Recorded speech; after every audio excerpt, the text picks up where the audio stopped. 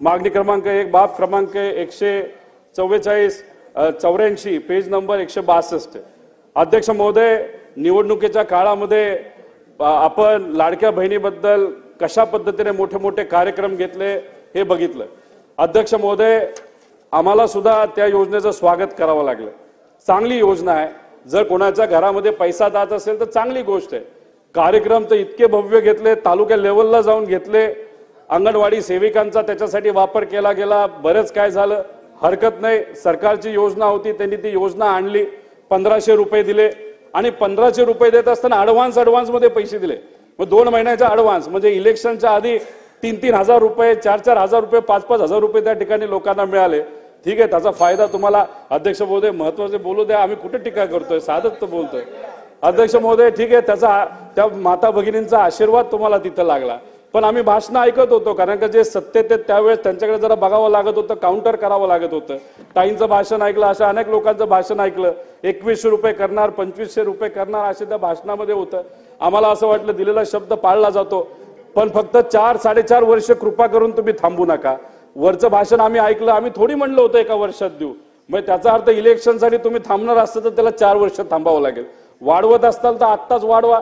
आम्हाला आतलं कळतं की 20-25 लाखचं टार्गेट तुम्ही ठेवलं की त्यांची नावं कमी करायची, कशाला कमी करायची अध्यक्ष महोदय? त्यामुळे ह्याच्यामध्ये थोडंसं लक्ष देण्याची जरूरत आहे। पण फक्त एक महत्त्वाचा मुद्दा या सर्व मंत्र्यांनी आणि सरकारने समजून घेतला पाहिजे, या लाडक्या बहिणीला पैसे का द्यावे लागतात? कारण का सोयाबीनचे भाव आपण देऊ शकत नाही, शेतीमालाला भाव देऊ शकत नाही, नोकरी देऊ शकत नाही, त्या ठिकाणी लोकांचा खर्च वाढलेले आहेत आणि ह्या सगळ्या गोष्टी असल्यामुळे 1500 रुपये मिळाले तरी लोक जर खुश होत असतील तर त्याचं मुख्य खोलामध्ये जाऊन याच्यामध्ये काय बदल आपल्याला करता येतील का? तुम्ही आता सत्तेत आलेला, तुम्हाला संधी 5 वर्षाची मिळालेली आहे, तर मूलभूत गोष्टींवर खऱ्या अर्थाने आता काम अध्यक्ष महोदय करायची जरूरत आहे असं मला वाटतं।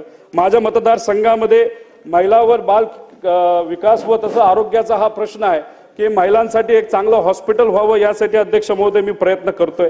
त्याच्याच बरोबर अध्यक्ष महोदय, शेवटचा मुद्दा आणि महत्त्वाचा मुद्दा आहे, आरोग्य विभाग आहे। अध्यक्ष महोदय, मागणी R1 बाब क्रमांक 114 पेज नंबर 91। अध्यक्ष महोदय, या विभागामध्ये गेल्या 2.5 वर्षामध्ये इतक्या मोठ्या प्रमाणात भ्रष्टाचार झालाय की एखाद्या नदी नाहीतर एखाद्या तलावाच्या जवळ गेल्यानंतर जी आपल्याला खेकड्याची भोकं बघायला मिळतात, तशा पद्धतीने इथं या विभागाला पोकरलंय अध्यक्ष महोदय। मी खरं तर फडणवीस साहेबांचं स्वागत करतो, अभिनंदन करतो। 6000 कोटीचा भ्रष्टाचार झाला हे आम्ही